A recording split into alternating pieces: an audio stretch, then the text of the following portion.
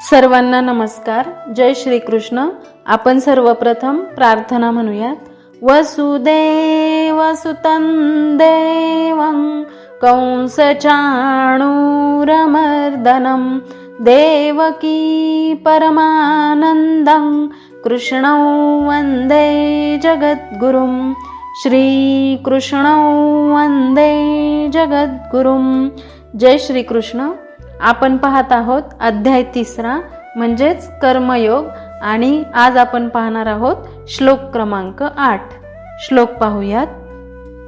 नियतं कुरु कर्म त्वं कर्मज्यायो ह्यकर्मणः शरीरयात्रापि च ते न प्रसिद्ध्येद कर्मणः न प्रसिद्ध्येद कर्मणः.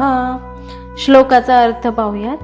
नियतम म्हणजे नियत, कुरु म्हणजे कर, कर्म म्हणजे कर्म, त्वम म्हणजे तू, जियाय म्हणजे चांगले किंवा श्रेष्ठ, ही म्हणजे निश्चितच, अकर्मणः म्हणजे कर्म न करण्यापेक्षा, शरीर म्हणजे शारीरिक, यात्रा म्हणजे पालन किंवा निर्वाह, अपि म्हणजे जरी, च म्हणजे सुद्धा, ते म्हणजे तुझी, न म्हणजे कधीच नाही, प्रसिद्धीयेत म्हणजे सिद्ध होणार, अकर्मणः म्हणजे कर्मा वाचून.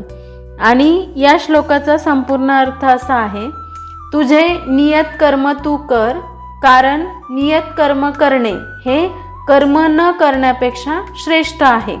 कर्म केल्या वाचून मनुष्य आपल्या शरीराचाही निर्वाह करू शकत नाही. आता आपण हा श्लोक थोडा समजून घेऊयात. आधीच्या श्लोकात भगवंतांनी सांगितले की एखादी व्यक्ती प्रामाणिकपणे इंद्रियांना संयमित करण्याचा प्रयत्न करत असेल आणि आसक्ती न ठेवता कर्मयोगाचा प्रारंभ करत असेल तर ती व्यक्ती अधिक श्रेष्ठ आहे. म्हणजेच जो मनापासून इंद्रियांवर नियंत्रण ठेवतो तो श्रेष्ठ असतो. भगवंत या श्लोकात सांगतात की तू नियत कर्म कर, कारण नियत कर्म करणे हे कर्म न करण्यापेक्षा श्रेष्ठ आहे. शास्त्रात अनेक प्रकारची कर्मे सांगितली जातात, जसे नित्य कर्म, नैमित्तिक कर्म, काम्य कर्म, निषिद्ध कर्म, प्रायश्चित्त कर्म इत्यादी.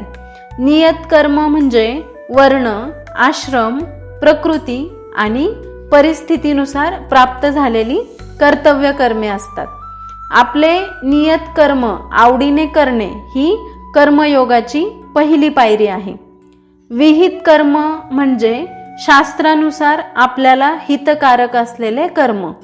विहित कर्मामध्ये नियत कर्म समाविष्ट आहे.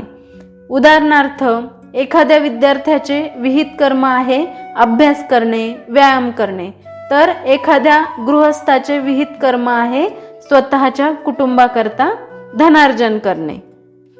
जर विद्यार्थी विज्ञानाचा अभ्यास करत असेल तर स्वतःच्या शाखेचा अभ्यास करणे त्याचे नियत कर्म आहे. तसेच अर्थार्जन करण्यासाठी नोकरी किंवा व्यवसाय करणे हे त्या गृहस्थाचे नियत कर्म आहे.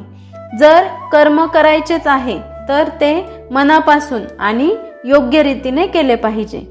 अकर्मण म्हणजे कर्माशिवाय राहणे, परंतु त्याने शरीर नीट राहणार नाही. म्हणून जे उचित कर्म आहे ते निस्वार्थपणे तू करत राहा असे भगवंत सांगतात. अहंकार रहित व निष्काम बुद्धीने केलेले विहित व नियत कर्म जीवाला कर्मबंधनापासून आपोआप मुक्त करते. रजोप्रधान स्वभावाला अनुसरून क्षत्रिय धर्माचे पालन हे अर्जुनाचे विहित कर्म होते आणि धर्मावर संकट ओढवले असताना धर्माच्या रक्षणासाठी युद्ध करणे हे त्याचे नियत कर्म होते. अर्जुन हा गृहस्थ आणि सेनापती होता, म्हणून त्याने गृहस्थ व सेनापती राहूनच क्षत्रियांसाठी सांगण्यात आलेल्या धार्मिक कर्तव्यांचे पालन करणे हे त्याच्यासाठी हितकारक होते. अशा प्रकारचे कर्तव्य पालन भौतिकवादी मनुष्याचे हृदय क्रमशः शुद्ध करून त्याची भौतिक दोषापासून मुक्तता करते. उदरनिर्वाहाकरिता त्याग करण्याला भगवंतांनी तसेच कोणत्याही शास्त्राने कधीच मान्यता दिली नाही. कारण प्रत्येकाला आत्मा आणि शरीर एकत्र ठेवण्यासाठी काहीतरी कर्म करावेच लागते. कधी कधी चुकीची धारणा करून ज्ञान प्राप्तीचा मार्ग हेच अंतिम गंतव्य आहे असे मानून कर्मकांड, पूजा अर्चा यांचा त्याग केला जातो. मात्र यामुळे ना ज्ञान प्राप्त होते ना भगवत प्राप्ती, दोन्हीकडूनही अधोगतीच होते. या सृष्टीत प्रत्येकाने आपले कर्म मन लावून केले तर वातावरण, सृष्टी संपन्न बनेल. मात्र मनुष्य हे सोडून सृष्टीचे शोषण करतो. म्हणून भौतिक प्रवृत्तींपासून शुद्धीकरण झाल्या वाचून लहरी खातर कर्मत्याग करणे उचित नाही. थोडक्यात या श्लोकाचा सारांश असा आहे, निष्क्रियता म्हणजेच अकर्म चुकीचे आहे. कर्म हे जीवनाचे नैसर्गिक लक्षण आहे. नियोजित कर्तव्य पार पाडणे हेच जीवनाचे धर्म आहे. कर्माशिवाय शरीर, समाज आणि जग यांची गती थांबते. आधुनिक जीवनातील या श्लोकाचे महत्त्व पाहिले तर आजच्या काळात बरेच जण जबाबदारी टाळतात, माझं काय असा विचार करतात. परंतु हा श्लोक सांगतो की कर्तव्य टाळू नका, ते प्रामाणिकपणे करा, म्हणजेच कर्तव्यावर लक्ष केंद्रित करा. कर्म म्हणजेच आत्मविकास. प्रत्येक कर्तव्य आपल्या व्यक्तिमत्वाला विकसित करते. कर्म करताना संयम, आत्मविश्वास, कौशल्य आणि निष्ठाही वाढते. तसेच निष्क्रियतेपासून मुक्ती. आपण बरेचदा आळस, टाळाटाळ आणि निष्क्रियता करतो. हे मानसिक असंतोष आणि दुःख निर्माण करतात. परंतु सक्रिय आणि जबाबदार कर्मामुळे जीवनात उत्साह आणि समाधान येतो. म्हणून आपले कर्तव्य कर्म करणे गरजेचे आहे. आणि व्यावसायिक व सामाजिक दृष्टिकोन पाहिला तर कोणतेही काम लहान किंवा मोठे नसते. आपले कर्तव्य हेच सर्वोच्च आहे. काम करताना प्रामाणिकता ठेवली तर जीवनात स्थैर्य आणि यश मिळते.